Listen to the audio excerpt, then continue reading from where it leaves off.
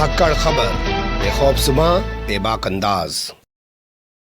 धाकड़ खबर के news room से मैं आपके साथ हूं अकरम रईस खान। कोर्ट संबंधित खबरों का यानी कि आपका चहेता बुलेटिन लेकर एक बार फिर से आपके सामने हाजिर हो गया हूं। आज के बुलेटिन में 10 अहम खबरें जिनसे आपको रूबरू कराने जा रहा हूं। लेकिन आगे बढ़ने से पहले छोटी सी अपील है जी आपसे। अगर आप लोग यूट्यूब देख रहे हैं तो हमारे चैनल को सब्सक्राइब कर सकते हैं।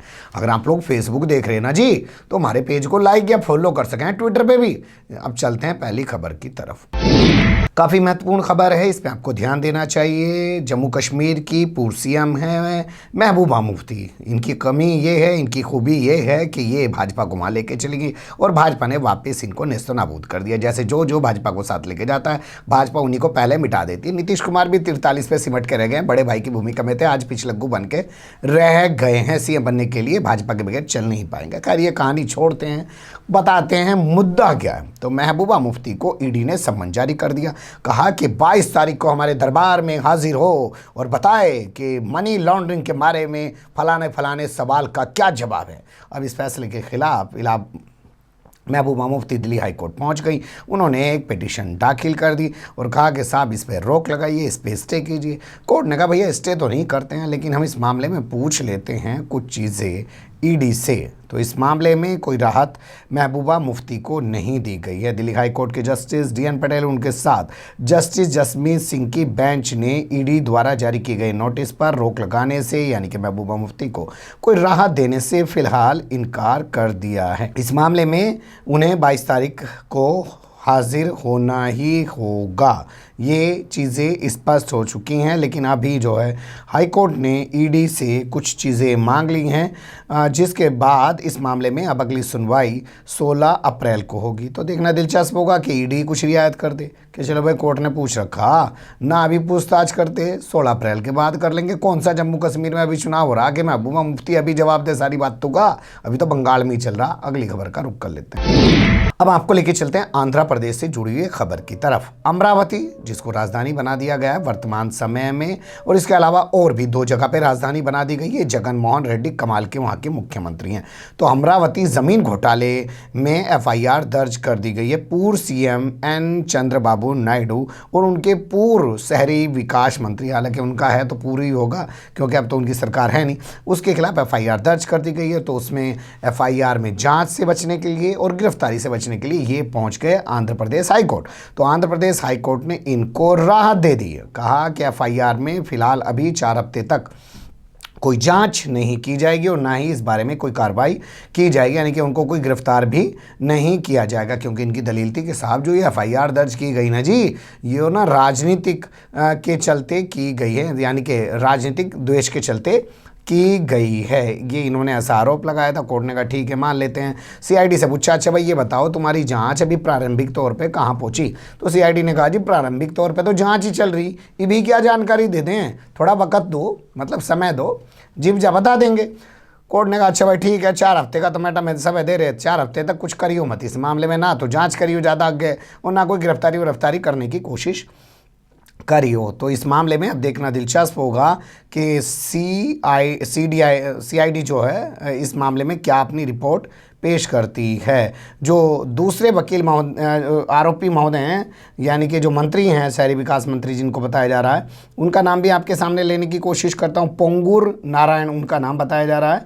उनके खिलाफ भी इस FIR में जो है जांच की जा रही है। अगली खबर का रुख कर लेते हैं। क्या मध्यस्थता के लिए यानी कि मीडिएशन के लिए कोई अलग से कानून लाने जा रही है या कोई व्यवस्था बनाने जा रही है मोदी सरकार? दोबारा से सुन सकते हैं। आपको पता है अदालतों में बहुत सारे मामले पेंडिंग पड़े रहते हैं। जज साहब के आदेश पर एक मीडिएशन पैनल होता है कोर्ट के अंदर, उसमें भेज दिया जाता है, यानी कि मध्यस्थता केंद्र होता है, वहाँ भेज दिया जाता है। दोनों पार्टी को बैठा के बात करा दी जाती है, मामला सुलझ जाता है तो फिर मामले को निपटा दिया जाता है। भैया ये तय हुआ, ये दे दो, ये ले लो और अपना राड़ को निपटाओ। अब ऐसी ही एक प्रक्रिया केंद्र सरकार जो है पूरी जो है कानून व्यवस्था को अलग रखते हुए बनाने जा रही है, ऐसी कुछ चर्चाएं चल रही हैं। तो इसको लेकर सवाल उठाए जा रहे हैं कि साहब ये क्या कर रहे हैं, इनसे ज़रा पूछिए तो सही। तो CJI की बेंच के सामने मामला डाल दिया गया youth bar association of India समझे। नौजवान जो वकीलों की बार एसोसिएशन है ना जी, उसने डाल दिया है मामला। उन्होंने कहा साहब इनसे पूछ तो इस पर जो है अब सवाल पूछ लिया गया है केंद्र सरकार से। इस मामले में अगली सुनवाई जो है वो अप्रैल में होगी। देखना दिलचस्प होगा इस मामले में निकल के क्या आता है। क्या तमाम पूरे जुडिशरी सिस्टम को अलग रख के कोई ऐसी व्यवस्था बनाई जा रही है या ऐਵੇਂ ही कुछ चर्चाएं चल रही हैं। फिलहाल की जानकारी के मुताबिक अगली खबर का रुख कर लेते हैं। दुर्घटना, आप जानते होंगे सड़क दुर्घटना या किसी भी तरीके की दुर्घटना जब हो जाती है तो मामला चला जाता है अदालत के अंदर। वहाँ सालों साल मामला चलता है, बीमा कंपनियाँ आती हैं, उनका वकील खड़ा हो जाता है, तर्क कुतर्क चलते रहते हैं और पीड़ित जो होता है वो पूरा परिवार सब। मान लीजिए किसी परिवार का मुखिया खो गया, बीमे के पैसे मिल नहीं रहे, मुकदमा लड़ने के लिए और पैसे चाहिए, परिवार उधर अलग से दिक्कतों का सामना कर, तो क्यों लटके रहे हैं ऐसे मामले। तो इस मामले को देखते हुए यानी कि इन तमाम हालात को देखते हुए सुप्रीम कोर्ट ने काफ़ी अहम टिप्पणी की। केंद्र सरकार से कहा कि दुर्घटना के जो दावे हैं, जो बीमा से जुड़े हुए दावे हैं, उनका निपटारा जल्द से जल्द करने के लिए एक व्यवस्था बनाई जाए और ऑनलाइन व्यवस्था बनाई जाए। मतलब आदमी को ज़्यादा भागदौड़ भी ना करना पड़े। आप रहने वाले दिल्ली का, आदमी के साथ दुर्घटना होगी चंडीगढ़ में, अब बताओ मुकदमा लड़ने के लिए वहाँ पे जा रहा आदमी, तो वो अपना परिवार देखेगा, परिवार का मुखिया खो दिया उसने कि वो चंडीगढ़ जाके मुकदमा लड़ेगा। ये तमाम जो समस्याएं हैं इन सबको देखते हुए कहा है कि ऑनलाइन आप एक प्लेटफॉर्म बनाइए, एक व्यवस्था बनाइए।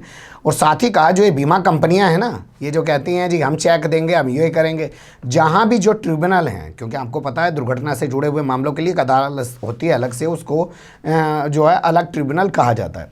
तो उस अदालत से संबंधित जो भी बैंक हैं जिनमें वो कहे उसमें वो पैसा जमा कराए ताकि जो लोग हैं, पीड़ित हैं, उनको ज़्यादा दिक्कतों का सामना ना करना पड़े। देखेंगे इस मामले में, सुनवाई अभी जारी है, क्या निकल के आता है। अगली खबर का रुख कर लेते हैं। राखी जानते हैं ना जी, बहना ने भाई की कलाई से प्यार बांधा है। तो भाई पता कौन बन जाता है, जो एक महिला से छेड़छाड़ कर रहा हो। मतलब पहले उस महिला से जब वो छेड़छाड़ कर रहा है तो बहन की नीयत से नहीं कर रहा, लेकिन जब वो जेल चला गया तो जज साहब उसे कह रहे हैं भाई राखी बंधवा ले, मतलब उसे उसका भाई बना दे रहे हैं और तुझे हम जमानत दे देंगे। ये खबर हमने आपके सामने काफ़ी समय पहले रखी थी, मध्य प्रदेश हाईकोर्ट से आई थी। साथ ही कहा था कि अपनी पत्नी के साथ जाना, मिठाई का डब्बा लेके जाना, राखी बंधवा लेना और कन्यादान में पैसे भी देना, ये तमाम शर्तें लगाते हुए जमानत दे दी। इस मामले को सुप्रीम कोर्ट में चुनौती दी गई थी, तो सुप्रीम कोर्ट से अब इस पर टिप्पणी आ गई है। सुप्रीम कोर्ट ने कहा कि इस तरीके के आदेश देने से अदालतों को बचना चाहिए। यह आदेश दिखाते हैं कि अदालतों में बैठे जजों के अंदर भी पितृसत्तात्मक सोच, जानते हैं ना पितृसत्तात्मक सोच, पुरुष ही पूरे समाज का प्रधान होता है, पति परमेश्वर होता है। भाई पत्नी क्या होती है भाई, पत्नी को भी तो कुछ बताओ, पति परमेश्वर हो है। खैर जाने दीजिए, इस चीज़ को भी छोड़ते हैं। ऐसी एक दिलचस्प खबर आपके सामने रखेंगे आगे, उसके बारे में जब आप सुनेंगे ना तो आपको बड़ा कमाल की खबर लगे। तो सुप्रीम कोर्ट ने मध्य प्रदेश हाईकोर्ट के उस फैसले को पलट दिया जिसमें राखी बंधवाने की शर्त लगाते हुए छेड़छाड़ के आरोपी को जमानत दी गई थी। कोर्ट ने कहा कि ऐसा करना यौन उत्पीड़न के जो अपराध है, अरे जो अपराधी है अगर सही है तो सजा दीजिए, नहीं है तो बरी कीजिए। ये क्या नौटंकी है जी कि अपना जी वो नरेंद्र मोदी जी ने जो ऐप लॉन्च कर दिया उसे डाउनलोड कर लो, ज़मानत दे देंगे। ये ज़मानत देने के आधार हैं, कमाल के लोग हैं। जज भी पर बस अपने आप को पता नहीं क्या समझते हैं, कुछ भी कर सकते हैं, कुछ ज़्यादा लिखने के करने की आदत होती है, बताने की आदत होती है। तो कहा कि ये यौन उत्पीड़न के अपराधों को कमतर करके देखा जाने के समान है और ये ऐसा नहीं होना चाहिए। इन तरीके की चीज़ों से बचना चाहिए। जजों के ऊपर पितृसत्तात्मक सोच नहीं दिखानी चाहिए। कोई पंचायत थोड़ी चल रही, उनका अच्छा भाई इन्हें छोरी छेड़ दी, अरे भैया इस छोरे को 4 जूते मारो और वो भी नाले में भिगो भिगो के मारो और इसके बाप का हुक्का पानी बंद कर दो। अबे अदालत चल रही है भाई, अदालत को अदालत के तरीके से चलाओ, कानून है, सिस्टम है, क्या है ये सब। तो ये कहा गया है कि कानून के तहत काम करना चाहिए।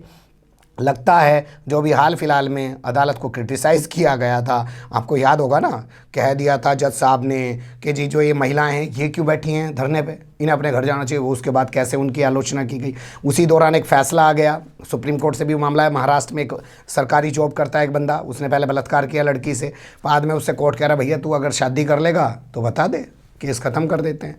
तो ज़्यादा आलोचना की गई थी, तो लगता है उसका असर इस जजमेंट में दिखाई दे रहा है। अगली खबर का रुख कर लेते हैं। कमाल की खबर है जी, इसे थोड़ा ध्यान से देखना। पिता की दूसरी शादी की वैधता को, पिता की दूसरी शादी यानी कि पिता ने जो दूसरा ब्याह कर लिया उसकी वैधता यानी कि वो असली है नकली है कानूनी तौर पे, उसकी वैधता को चुनौती दे सकती है बेटी। 66 साल की एक बेटी के मामले में बॉम्बे हाई कोर्ट ने ये फैसला सुनाया। 66 साल की बेटी है, क्या है मामला वो थोड़ा सा जान लीजिए। बॉम्बे हाई कोर्ट के जस्टिस जिसका नाम है RD मनुका, और दूसरे जो उनके साथ हैं बेंच के अंदर, उनका नाम है वीजी बिस्ट। इन्होंने 66 साल की एक महिला के मामले में ये आदेश सुनाया है। और ये आदेश सुनाते हुए फैमिली कोर्ट जो ज़िले पे होती है, आप जानते ही हैं, फैमिली मैटर होते हैं, वहाँ जाते हैं, पहले फैमिली कोर्ट के आदेश को पलट दिया। फैमिली कोर्ट के आदेश में कहा गया था कि शादी की वैधता को चुनौती देने का अधिकार या तो पति को है या पत्नी को है, और कोई नहीं कर सकता है। बेटी कहाँ से आ गई जी शादी की वैधता को चुनौती देने के लिए? खारिज किया जाता है। ये हाई कोर्ट पहुँच गई। इन्होंने कहा साहब मैं तो चुनौती दूंगी। वहाँ सुना गया, उन्होंने कहा हम अब इसमें जजमेंट में उन्होंने कहा है कि हमने गंभीरता से मामले को सुना और सुनने के बाद हमने पाया कि इसका एतराज़ सही है और शादी की वैधता को बेटी चुनौती दे सकती है। अब इस महिला का क्या कहना है वो जान लो। इस महिला का कहना है मेरी माँ की मौत हो गई, उसके बाद मेरे पिता ने दूसरी शादी कर ली, यानी कि मेरी जो सौतेली माँ है वो वर्तमान समय में जिंदा है, पिता अब इसके एक्सपायर हो चुके हैं। तो अब इसने कहा कि जो मेरे पिता ने दूसरी शादी की है वो शादी वैध नहीं है। वो शादी इसलिए वैध नहीं है क्योंकि मेरी जो सौतेली माँ है उसने अपने पुराने पति से, यानी कि जो पहले पति हैं उनसे जो तलाक है वो आज तक पेंडिंग में डाल रखा है। तो जब पहले पति से तलाक पेंडिंग पड़ा हुआ है, क्लियर मैटर नहीं हुआ है, तो दूसरी शादी तो अपना भी ऑटोमेटिक अवैध हो गई। उसकी वैधता को चुनौती देते हुए इसने ये चीज़ें कही थी। आप भी समझ सकते हैं, पिता की कोई प्रॉपर्टी होगी, वो जो महिला है वो कह रही होगी मैं पत्नी हूँ जी, मुझे प्रॉपर्टी मिलनी चाहिए, मैं अब इन यही राड होगी। क्या बताएं, अपने पास से कहानी जोड़ के छोड़ दीजिए ना। अदालत का मामला है, पकड़ ले कोई, 1 मिनट में अफवाना का केस करके डाल दे ले जाके अंदर, पता चले सारी धाकड़ खबर निकल जाएगी। अगली खबर का रुख कर लेते हैं। ये बड़ी इंटरेस्टिंग खबर है जो मैं आपके सामने रख रहा हूँ। कागज़ कलम लेके बैठ जाइए और लिख लीजिए, आपको बड़ा मज़ा आएगा। क्योंकि आजकल खबरें इन्फॉर्मेशन के लिए नहीं देखी जाती, मज़े के लिए तो देखी जाती है। एंकर हो, शॉर्ट पहन के 4 कदम इधर जाती हो, 4 कदम उधर जाती हो। खबर देखने वाला सुनने में ही मज़ा ना ले, देखने में भी उसको आनंद आता रहे। खैर छोड़िए, सबको भी आगे बताते हैं। वंश बढ़ाने के लिए जेल में बंद मेरे पति से मुझे संबंध बनाने की इजाज़त दी जाए। कमाल की पिटिशन है जो चंडीगढ़ हाई कोर्ट में, जिसे आप असल में कह सकते हैं पंजाब और हरियाणा हाई कोर्ट है, उसमें दाखिल की गई है। तो यहाँ पर हाई कोर्ट में इस पिटीशन दाखिल होने के बाद जज साहब क्या करते हैं, जज साहब ने कहा कि भैया हम सरकार को एक नोटिस भेज रहे हैं। उससे पूछ लेते हैं क्या कोई ऐसा नियम कानून, ऐसी कोई योजना, ऐसा कोई प्रावधान है, अगर है तो हमारे पास उसकी जानकारी भेजो। हम इस महिला को कोई राहत देना चाहते हैं या राहत दे सकते हैं अगर वो कानून होगा तो कमाल का है ना जी। महिला चाहती है कि उसका पति जो हत्या के आरोप में जेल में बंद है, और वो भी गुड़गांव की भोंडसी जेल में, जिसको आज के टाइम में गुरुग्राम कहते हैं, वहाँ की भोंडसी जेल में 28 अगस्त 2018 से वो बंद है। ये महिला चाहती है कि इसको इसके पति के साथ संबंध बनाने की इजाज़त दी जाए ताकि ये अपने वंश को बढ़ा सके। अब महिला तो वंश बढ़ा रही है साहब। हमारे पत्रकार साथी हैं, हमारे साथी हैं, उन्होंने पीछे से एक टिप्पणी की जब मैं खबर लिख रहा था कि कल को बच्चे हो जाएंगे, बच्चे कहेंगे हमें तो अपने अब्बा से मिलना है, उसे ज़मानत दो, वो घर आना चाहिए, हम अपने अब्बा को देखना चाहते हैं। तो पत्नी जो है वो चाह रही है वंश बढ़ाना, और कल को जो बच्चे हैं वो कहेंगे भैया मैं तो अपने अब्बा के साथ रहना, हम तो अपने पापा के पास रहेंगे। हवाला दिया गया है कि संविधान में जो अभिव्यक्ति है, व्यक्ति को जो जीवन और उसका स्वतंत्रता का अधिकार दिया गया है, मतलब जीवन और स्वतंत्रता का जो अधिकार दिया गया है, उसके तहत इस महिला को ये अधिकार मिलने चाहिए। भाई साहब कमाल का वकील है। उन्होंने कहा देखो बहन जी, पहले तो ये वाली रिट डालेंगे तुम्हारे पति को बचाने के लिए, फिर बाद में बच्चों से डलवाएंगे जी, तुम्हारा पति बच ही जाएगा। अगली खबर का रुख कर लेते हैं। मनमाने तरीके से गिरफ्तार करना मौलिक अधिकार का उल्लंघन है, और मौलिक अधिकार भी कौन सा, जो स्वतंत्रता का मौलिक अधिकार है। काश ये जो जजमेंट आया है इलाहाबाद हाई कोर्ट से, ये नज़ीर के तौर पे यूपी पुलिस बेशरम और बेगैरत जो बन चुकी है, जिसकी बेहयाई का कोई ठिकाना नहीं रहा है, वो कुछ शर्मा जाए इस जजमेंट को देखकर। या आप लोग इस जजमेंट को कॉपी को डाउनलोड कर लीजिए, कम से कम पुलिस को दिखाई, पर फिर वो भी कह देगा कोर्ट चला जाना, हमें जजमेंट दिखा रहा, हम ना सुनते, हम तो जेल भेजेंगे तुझे। लेकिन इन्होंने जो कुछ कहा है वो काफ़ी काबिले तारीफ़ है, सुनना चाहिए आपको। इलाहाबाद हाईकोर्ट के जस्टिस हैं सिद्धार्थ, उन्होंने ये फैसला दिया। उन्होंने कहा कि गिरफ्तारी करना आखिरी विकल्प होना चाहिए। बहुत बड़ी टिप्पणी है। ये नहीं है कि आज एफआईआर दर्ज हुई आपने गिरफ्तार करके जेल में डाल दिया, कोई तरीका नहीं है। आप जांच करिए, अगर आपको लगे गिरफ्तारी की ज़रूरत है तो आप गिरफ्तारी कीजिए। ये क्या मतलब हुआ कि एफआईआर दर्ज हुई, फलाने ने नाम लिखवा दिया और आपने उठा के जेल में डाल दिया? ये नहीं होना चाहिए, सब पे रोक लगनी चाहिए। स्वतंत्रता के मौलिक अधिकार का उल्लंघन है। ये बड़ी टिप्पणी उन्होंने किस मामले में की अब आपको बता देते हैं। झांसी डिस्ट्रिक्ट है, सीपरी बाजार थाना है, यहाँ पे एक महिला सुसाइड कर लेती है, फांसी लगा के मर जाती है। उसके पति पे दहेज उत्पीड़न का मुकदमा लिखवाया जाता है, उसके पति पे आत्महत्या के लिए उकसाने का मुकदमा लिखवाया जाता है, और मुकदमा लिखवाने के बाद उसकी गिरफ्तारी की सिलसिला शुरू हो जाता है। गिरफ्तारी से बचने के लिए वो हाई कोर्ट पहुंच जाता है। हाई कोर्ट से अब उसे राहत मिल गई है। कोर्ट ने कहा कि इसकी गिरफ्तारी पे हम रोक लगा रहे हैं फिलहाल, और जब तक कि ऐसी कोई ज़रूरत ना पेश आए इसकी गिरफ्तारी ना की जाए। जो ससुरालिए हैं इस शख्स के, इसका नाम धर्मेंद्र है जी। धर्मेंद्र के जो ससुरालिए, उनका कहना है कि शराबी है, एक नंबर का। इसने सारे गहने जेवरात सब दारू में उड़ा दिए। परेशान हो गया, महिला ने फांसी लगा ली। जबकि इसका कहना है कि महिला काफ़ी समय पहले ही अपने जेवरात वगैरह लेके अपने मायके चली गई थी, और उसने जो सुसाइड किया है वो असल में किसी और बात पे सुसाइड किया है, और इसको इस मामले में गिरफ्तार नहीं किया जाना चाहिए। तो फिलहाल तो राहत मिल गई, आगे देखेंगे क्या होगा। अगली खबर का रुख कर लेते हैं। अब बात कर लेते हैं ईवीएम की। एक चीज़ है ईवीएम, दूसरी है मतपत्र, यानी कि ठप्पा लगाने वाला जुगाड़ पर्चा, जिससे चुनाव में वोट डालते हैं जी। तो उसमें चुनाव चिन्ह होता है जी, कांग्रेस का हाथ का पंजा है जी, बीजेपी का कमल का फूल है, बहन जी का हाथी है जी, अखिलेश यादव की साइकिल है। साइकिल मतलब साइकिल, तो वो है। तो कहा जा रहा है कि इनको हटाओ जी, चुनाव चिन्ह नहीं होना चाहिए, उसमें ना फोटो होना चाहिए जी। अगर चुनाव लड़ रहा है अकरम रईस खान, तो अकरम रईस खान का फोटो होना चाहिए, अकरम रईस खान का उम्र होनी चाहिए, अकरम रईस खान की क्वालिफिकेशन होनी चाहिए। भाई कते क्लास पढ़ा हुआ, कुछ पढ़ा भी है, क्या जमात पढ़ रखी, तो ये तमाम चीज़ें होनी चाहिए। ये इसलिए होना चाहिए कि जब आदमी वोट डालने जाए तो पहले देखे कि फलाना कैंडिडेट कितना पढ़ा लिखा है, फिर उसके बाद वोट दे। अब बताओ, वहाँ जब जाना है 1 मिनट में बीप दबानी, शाम तक 500-700 वोट पढ़ने, ठप्पा लगना, कहाँ किसके पास फुर्सत धरी। पर खैर पिटीशन गई तो गई सुप्रीम कोर्ट ने। तो सुप्रीम कोर्ट ने भी केंद्र सरकार को और चुनाव आयोग को कोई नोटिस नहीं जारी करा। हमने कहा हम तो पहले भैया सॉलिसिटर जनरल से या देश के अटॉर्नी जनरल, सॉलिसिटर यानी कि तुषार मेहता, और अटॉर्नी जनरल के वेणुगोपाल, उनसे पूछेंगे। उनको भेज दिया कि भाई ये बताओ क्या इस मामले में कुछ सोचा समझा जा सके, कुछ करवाया जा सके। और उससे पिटिशनर से पूछा, जो अश्विनी कुमार उपाध्याय बीजेपी के नेता हैं, एडवोकेट भी हैं, कि भैया ऐसा क्यों करवाना चाहते हो, क्या इससे नुकसान, क्या इससे फ़ायदा है। यही थी कुल मिला के आज के बुलेटिन की अहम खबरें जो मैंने आपके सामने रखी। बने रहिएगा धाकड़ खबर के साथ। फिलहाल कमेंट्स के रूप में आप लोग अपनी राय दे सकते हैं, खबर को लाइक कर सकते हैं, चैनल को सब्सक्राइब कर सकते हैं, ज़्यादा से ज़्यादा हमारी खबरों को शेयर कर सकते हैं। फिर ऐसे ही किसी सुलगते हुए या उलझते मुद्दे लेकर मैं आपके सामने हूँगा हाजिर। फिलहाल अभी मुझे दें इजाज़त।